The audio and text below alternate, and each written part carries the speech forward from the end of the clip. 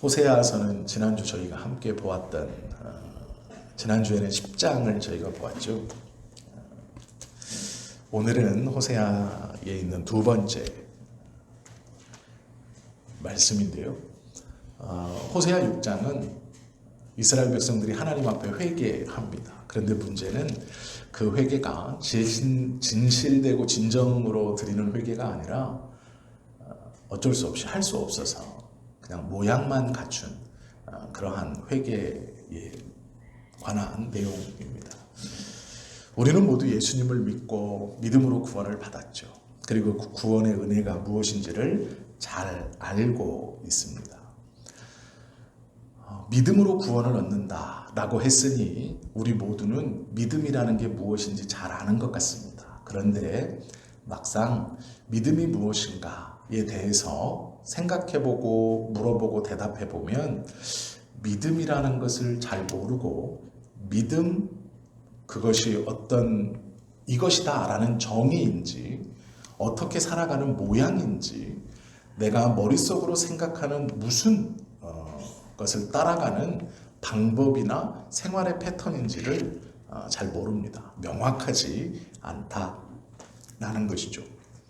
구약 성경에 보면 이스라엘 백성들이 그러했습니다. 이스라엘 백성들은 하나님을 잘 섬긴다고 생각했고 또 잘 섬기려고 노력했습니다.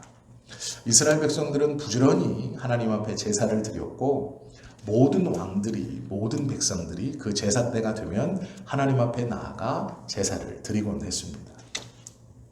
다윗 왕과 같은 경건한 이 몇 왕을 빼고는 그 제사와 함께 또 이방신들을 섬기는 제사도 같이 드렸습니다. 이스라엘에서 하나님을 기억하고 경험하면서 드려졌던 절기의 예배 때 이스라엘의 모든 왕들은 하나님 앞에 나아가 예배를 다 드리곤 했습니다. 그런데 문제는 다른 날이 되면 다른 이방신들, 특별히 바알과 아세라 신들에게도 예배하는 것을 함께 했습니다. 하나님도 섬기고 이방신도 섬기고 또 하나님의 절기에는 하나님 앞에 나아가 제사도 드리고 이방신의 절기에는 이방신에게 나아가 또 제사를 드리고 다윗처럼 이방신을 제하고 하나님 앞에 오로지 예배드린 왕이 있는가 하면 이 두 가지를 같이 행하는 왕이 있었고 다윗과는 반대로 므낫세처럼 하나님 앞에 나아가는 절기는 무시하고 오히려 이방신에 대해 나아가 제사하는 절기를 더 잘 지켰던 그런 왕도 있습니다. 성경을 가만히 보시면 하나님을 믿는다는 이스라엘 백성들이 왜 이렇게 행할까가 궁금할 때가 많죠. 왜 다른 신을 섬기고 다른 우상을 섬기는 것을 겁내하지 않을까? 하나님도 찾고 바알도 찾고 아세라도 찾고 다곤도 찾고 또 하나님의 땅 안에 여러 우상들을 두고 심지어는 하나님을 찾는 것뿐 아니라 이방신을 찾고 또 거기서 더 나가서 하나님을 찾지 않고 이방신에게 나아가 제사하는 것을 더 열심히 할 수 있을까? 어떻게 그럴 수 있을까? 궁금합니다. 왜 그러냐면 호세아서 4장 6절에 보면 호세아가 이렇게 말합니다. 내 백성이 지식이 없어서 망하는도다. 이스라엘 백성들은 망해가고 있습니다. 그런데 그것이 망하는 이유가 지식이 없기 때문이라고 생각합니다. 우리는 지식을 무엇인가 알아서 배워 쌓아가는 것 이렇게 알고 있습니다. 정확합니다. 무엇인가를 배워서 쌓아가는 것, 즉 어제보다는 한 번 더 배운 오늘이 더 배운 내일이 더 발전하고 쌓여져 가는 것을 지식이라고 합니다. 지혜가 어떤 통찰력으로 한 번에 되는 거라면 지식은 절대로 한 번에 되지 않고 쌓여가는 것입니다. 하는 만큼 쌓이는 것이죠. 배우는 것만큼 쌓여가는 것이 지식입니다. 그러면 지금 이스라엘 사람들에게 없는 지식이 무엇입니까? 왜 이들이 믿음이 없이 망하고 있고 이방신을 섬기고 아니 하나님을 배제하고 이방신을 더 잘 섬기려고 나아가고 있습니까? 왜 하나님의 진노를 받고 있습니까? 지식 때문인데 그 지식은 세상적인 지식이 아닙니다. 언제 씨를 뿌리고 언제 무덤에 물을 대고 파종하는 그런 지식이 아닙니다. 사람과의 관계가 어그러졌을 때 어떻게 풀어가느냐, 그런 지식이 아닙니다. 짐승을 잘 키우는 방법, 그런 지식도 아닙니다. 호세아 선지자가 이스라엘 백성들에게 내 백성이, 우리 백성이 지식이 없어 망한다라고 말했던 이 말은 하나님에 대한 지식이 없다라는 것이죠. 하나님에 대한 지식이 없다라는 것은 이 호세아서를 읽어보면 그럴 수밖에 없습니다. 우리가 지난 시간 10장을 보면서 보았던 것처럼 이 호세아 선지자가 활동했던 배경은 이스라엘 백성들이 우상을 섬기며 타락했습니다. 그런데 문제는 그 이스라엘 백성들을 바로잡고 하나님 앞에 이들을 돌아오게 해야 하는 제사장들조차 똑같이 행했습니다. 그러므로 이스라엘 백성들에게는 더 이상 하나님의 말씀이 들려지지 않았고 하나님의 말씀을 가르칠 수 있는 사람이 없었습니다.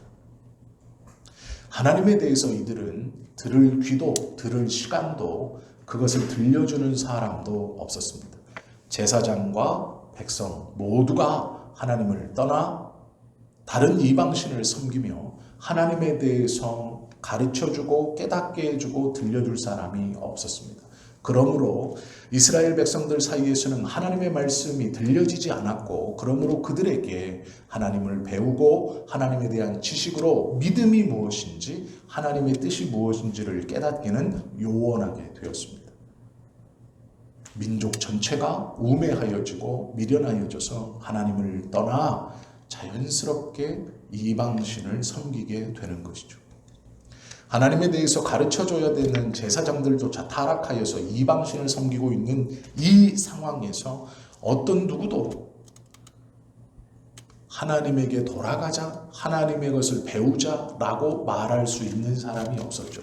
그때 등장한 것이 호세아입니다. 호세아는 목 놓아서 외칩니다. 우리가 여호와께로 돌아가자. 여호와께서 우리를 찢으셨으나 도로 낫게 하실 것이요 우리를 치셨으나 싸매어 주실 것이라. 그러므로 우리가 여호와를 알자. 힘써 여호와를 알자라고 소리치는 사람입니다. 믿음은 하나님을 아는 지식으로부터 자라갑니다. 하나님께서 우리에게 믿음을 주시고 그 믿음을 받아 우리의 심령에 그 믿음이 심기워져 예수 그리스도를 하나님의 아들로 믿고 그 믿음이 점점점 자라 하나님을 알므로 더 큰 믿음으로 자라 신앙의 성장과 성숙이 일어납니다. 그리고 그 신앙의 성장과 성숙으로 쌓이는 지식으로 하나님의 뜻을 더 옳게 분별하고 세상을 보는 바른 자를 가질 수 있는 것이죠. 하나님의 말씀이 들리지 않으면 이 지식은 사라져갈 것이고 판단력은 흐려지고 자연스럽게 세상을 쫓아가게 되는 것이죠. 이스라엘 백성들이 그랬습니다. 구약성경에서 나오는 하나님이란 말은 여호와 하나님을 가르칩니다. 유일신입니다. 다른 신들을 이야기하지 않습니다. 그러나 이스라엘 백성들은 그 하나님의 다른 신들을 끼워놓고 있다라는 것이죠. 왜요? 하나님의 말씀을 모르기 때문입니다. 제사장들조차 타락했기 때문에 그렇습니다. 바울이 고린도 교회를 향해서 이렇게 고린도전서 10장 20절에 권면합니다. 무릇 이방인이 제사하는 것은 지금도 마찬가지죠. 무릇 이방인이 제사하는 것은 귀신에게 하는 것이요 하나님께 제사하는 것이 아니니 나는 너희가 귀신과 교제하는 자가 되기를 원하지 아니하노라. 대놓고 이야기합니다. 약 2000년 전 바울의 시대만 제사하는 습관, 이방신을 섬기는 습관, 귀신들을 섬기는 습관이 있습니까? 아니요. 지금도 있습니다. 바울은 분명히 권면합니다. 그 제사는 하나님께 드리는 것이 아니고 너희가 귀신과 소통하고 연관하는 것이다. 나는 믿는 너희가 그러지 않기를 원한다. 라고 권면하고 있죠. 고린도는 우상 숭배가 심하고 극심했던 지역입니다. 이 고린도 지역은 유황온천이 나온 지역입니다. 그래서 로마에서 은퇴한 군인들이 은퇴하고 나서 병사로 20년, 15년, 20년, 25년 복무한 후에 그들이 은퇴하고 나서 고린도 지역으로 모였습니다. 이유는 유황온천 때문입니다. 자신들이 갖고 있는 신경통, 우리로 말하면 신경통, 류마티스 관절염, 그리고 칼에 베이거나 부러졌다가 붙은 상처들, 이것들을 유황온천에 담가서 몸을 보호하고 그 통증을 줄이기 위해서입니다. 고린도는 그 로마에 은퇴했던 군인들이 모여들었고 이들은 막대한 부를 형성하고 상권을 형성했습니다. 그리고 이 은퇴한 군인들을 따라서 많은 우상들이 들어옵니다. 로마의 군인들은 로마가 지배한 전 지역을 돌아다닙니다. 그리고 그곳에서 자신들을 지켜주는 자신들만의 신들을 섬기고 그 신들께 항상 기도했습니다. 같이 훈련했던 옆에 친구가 다음날 전투에서 죽고 그 다음날은 없어집니다.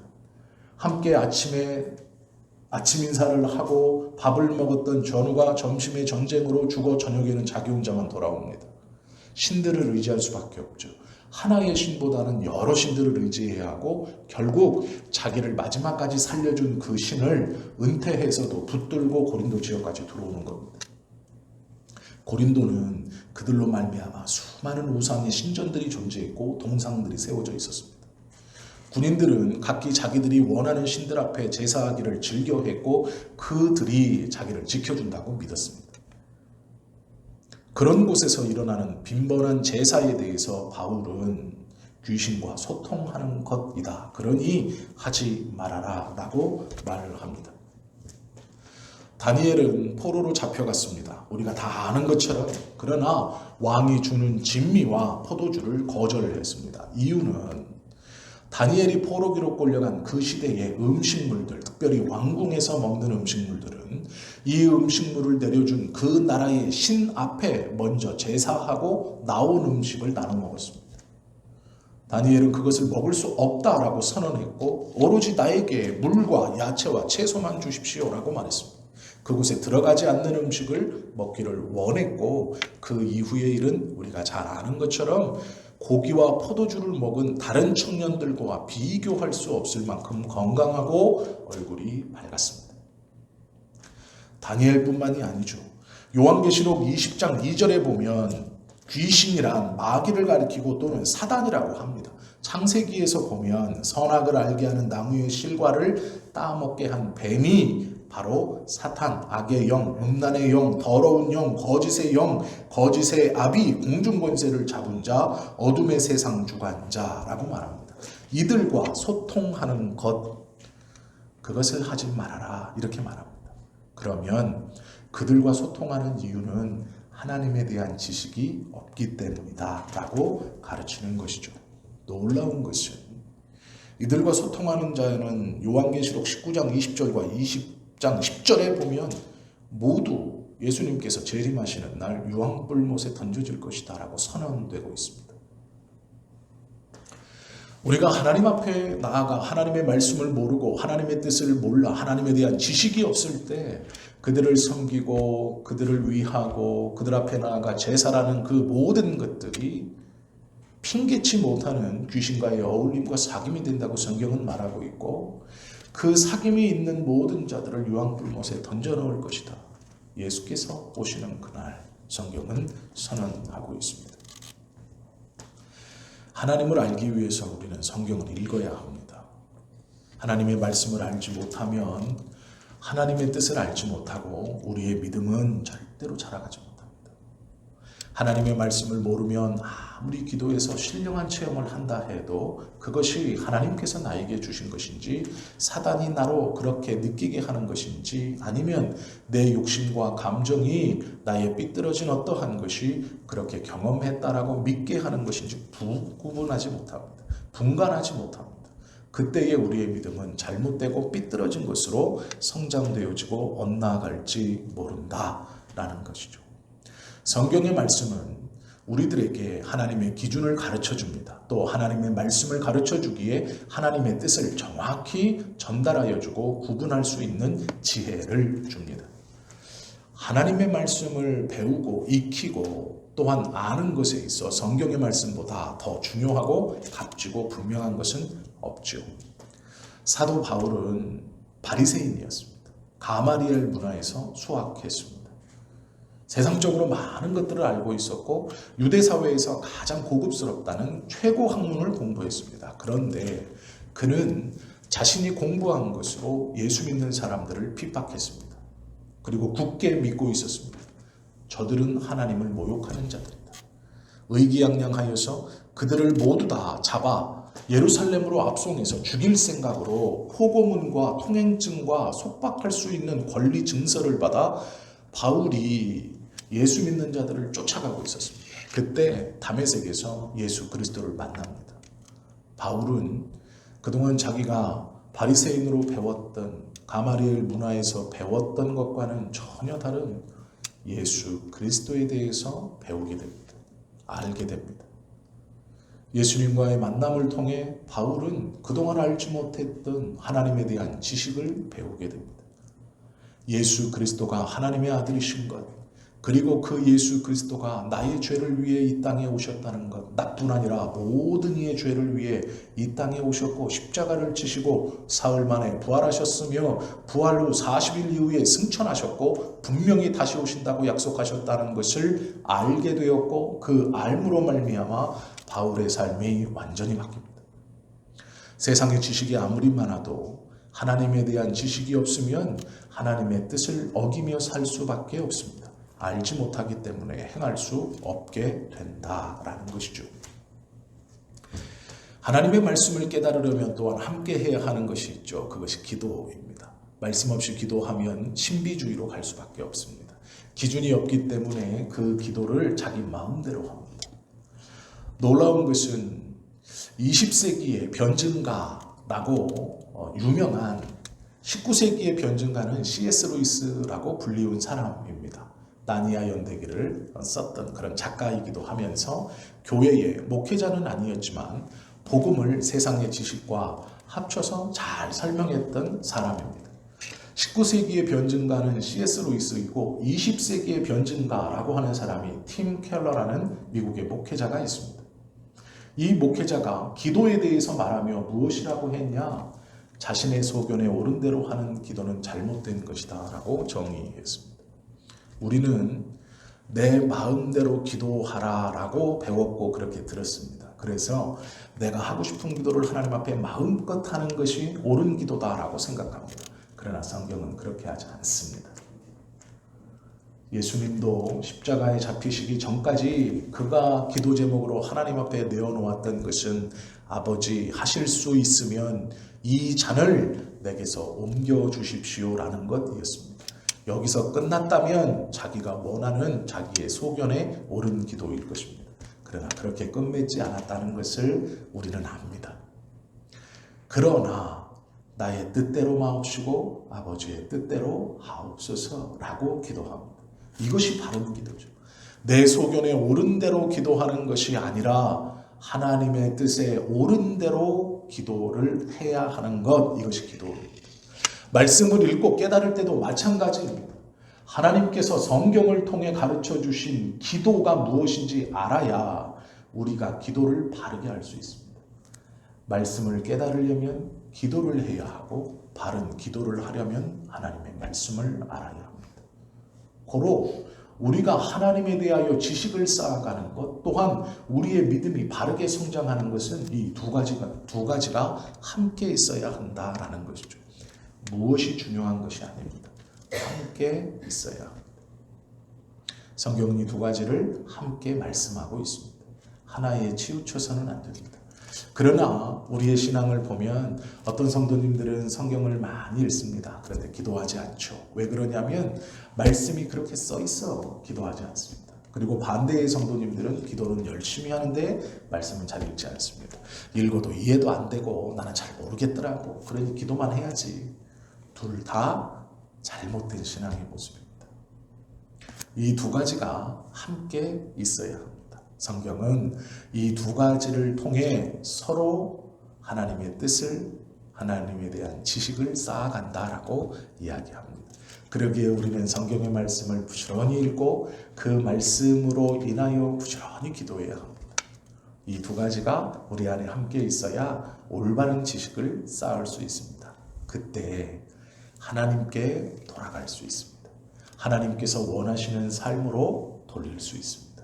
그리고 그 삶을 하나님이 기뻐하십니다. 큰 어려움에 고통당하는 중에 있는 성도들이 있을 수 있습니다. 평생 기도의 제목을 붙들고 기도하실 수 있습니다. 낙심하거나 좌절하지 마십시오. 그러하지 않으셔도 됩니다. 이유는 그 시간, 그 기도와 그 간절함이 하나님을 만나는 중요한 계기가 되기 때문에 그렇습니다. 하나님의 말씀과 은혜를 경험한다는 것은 우리에게 바른 믿음을 갖게 합니다. 우리 성도님들이 더 큰 은혜들을 경험하셨고 더 많은 일들을 겪으셨을 줄 압니다. 그런데 꼭 기억하셔야 됩니다. 우리가 말씀과 기도 없이는 하나님에 대한 지식을 쌓을 수 없고 그 지식 없이는 하나님께서 우리에게 원하시는 것과 믿음이 무엇인지를 알지 못하게 됩니다. 우리 안에 이 믿음이 있으면 하나님을 신뢰하는 모습이 드러납니다. 하나님을 신뢰하게 되고 다른 사람들이 물러나고 자신 없어 할 때 그 앞에 물러나지 않고 서 있는 모습을 보게 됩니다. 하나님을 신뢰하는 모습이 내 앞에 드러나면 하나님의 말씀이 믿어지고 기도가 자신이 있어지고 자신의 삶의 형편과 상황이 아니라 하나님께서 주시는 그 믿음의 담대함으로 그 일을 감당하며 서 있는 사람이 되는 것이죠. 이것이 믿음의 성장의 모습입니다. 아브라함은 75세에 하나님의 말씀을 듣습니다. 그리고 100세가 될 때까지 약 25년 동안 수많은 우여곡절을 경험합니다.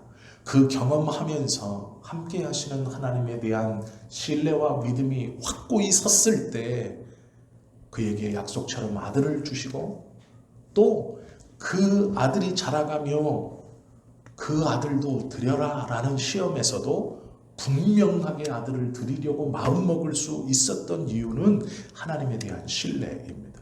히브리서는 그것을 분명히 얘기하고 있죠. 히브리서 11장 9절은 아브라함이 아들을 묶어놓고 칼을 뽑아 죽이려고 할 수 있었던 이유에 대해서 하나님이 그를 다시 살리는 것을 내가 신뢰했다 라고 기록하고 있습니다. 우리 안에 믿음이 있다는 것은 하나님을 신뢰하는 모습이 첫 번째이고 또 하나는 하나님을 사랑하게 됩니다. 다윗도 하나님을 사랑하는 마음이 있었습니다. 그러기에 하나님을 향해 살려고 노력했습니다. 사드락과 메삭과 아벳느고도 하나님을 전폭적으로 신뢰하고 사랑했기 때문에 우상에 대하여 절하지 않으면 풀무불에 던져 죽이겠다 하는 협박에 굴하지 않습니다. 그 풀무를 7배나 뜨겁게 해서 이 새 믿음의 청년들을 집어 던지려고 했던 병사가 타 죽을 만큼 그 불이 뜨거웠지만 사드락과 메삭과 아벳느고는 말하죠. 그리 아니하실지라도 라는 고백을 합니다. 이것이 하나님께서 믿음을 주신 그 믿음을 바르게 갖고 있는 신앙의 사람들이 보여지는 모습입니다. 하나님을 신뢰하는 모습, 하나님을 사랑하는 모습이죠. 또 하나가 있습니다. 이웃을 섬기는 모습입니다. 요한일서 4장 20절 21절에 보면 누구든지 하나님을 사랑하노라 하고 그 형제를 미워하면 이는 거짓말하는 자니 보는 바 그 형제를 사랑하지 아니하는 자는 보지 못하는 바 하나님을 사랑할 수 없느니라. 우리가 이 계명을 주께 받았으니 하나님을 사랑하는 자는 또한 그 형제를 사랑할지니라 말씀합니다. 하나님이 우리에게 바른 믿음을 주셨고 우리가 그 바른 믿음을 소유하고 있다면 하나님을 신뢰하는 것, 하나님을 사랑하는 것, 하나님께서 나에게 주신 나의 형제들을 사랑하는 것으로 이 믿음이 보여진다라는 것입니다. 우리에게 이 모습이 없다면 우리의 믿음을 돌아봐야 됩니다. 내 믿음이 진짜인가? 성경에서 기록된 대로의 믿음을 내가 소유하고 있는가? 하나님의 말씀과 기도를 통해서 내 믿음이 건전하게 성장하고 있는가? 말씀을 읽지만 기도하지 않지는 않은가? 기도는 하지만 말씀을 읽지 않고 있지는 않은가? 말씀을 알려고 힘써 여호와를 알려고 노력하고 있지 않지는 않은가? 언젠가부터 게을러져서 둘 중 하나를 포기하고 아니 두 개를 다 포기하고 그동안 내가 알았던 하나님에 대해서 그것만을 붙들고 내가 살아가고 있지는 않은가 고민하시고 두려워하셔야 합니다. 하나님을 신뢰하는 모습, 하나님을 사랑하는 모습, 하나님께서 허락해 주신 내 형제를 사랑하는 모습이 없다면, 보는 형제도 사랑하지 못한다면 보이지 않는 하나님을 사랑한다고 하는 것은 거짓말이다 라는 성경의 말씀을 기억하셔야 합니다. 우리가 믿음을 가지고 있다면 하나님을 신뢰하게 됩니다. 하나님을 사랑하게 되고 또한 하나님이 허락해 주신 사람들을 사랑할 수 있게 됩니다. 하나님의 계심을 믿는 것, 하나님의 신실하심을 믿는 것, 하나님께서 나와 함께 하신다는 믿는 것, 그 하나님이 나를 영원히 사랑하신다는 말씀을 믿는 것, 이것은 말씀에서 기록되어져 있습니다. 그리고 기도할 때 이 말씀을 온전히 이해할 수 있고, 말씀을 읽을 때 하나님의 뜻대로, 내 소견에 옳은 대로가 아니라 하나님의 뜻대로 기도할 수 있습니다. 그때 우리에게 온전한 믿음의 성장으로, 건전한 믿음의 성장으로 하나님을 더욱더 신뢰하고 더욱더 사랑하고 하나님이 나에게 허락해 주신 형제들을 사랑할 수 있게 되는 것이죠. 호세아 선지자가 이스라엘 백성들을 보면서 마음이 찢기는 심정으로 외치죠. 돌아가자. 그가 낫게 해주실 것이고 그가 회복시켜 주실 것이다. 여호와를 알기를 힘쓰자. 힘써 여호와를 알기를 힘쓰자 라고 권면하며 말씀합니다. 오늘 우리가 짧게 보았던 이 호세아서 6장 1절 3절의 말씀이 우리에게 그런 음성이기를 원합니다. 하나님을 바로 알기를, 하나님의 원하시는 그 믿음의 삶을 온전히 살 수 있기를, 그래서 하나님의 말씀을 열심히 배우고 읽고 또 기도하면서 하나님께서 주시는 그 은혜와 믿음의 성장을 통해 우리의 삶에 언제나 하나님을 사랑하고 신뢰하고 이웃을 사랑하는 그러한 것이 보여지고 드러나는 그러한 믿음의 삶을 살 수 있는 우리 모두가 되실 수 있기를 예수님의 이름으로 축원합니다. 기도드립니다.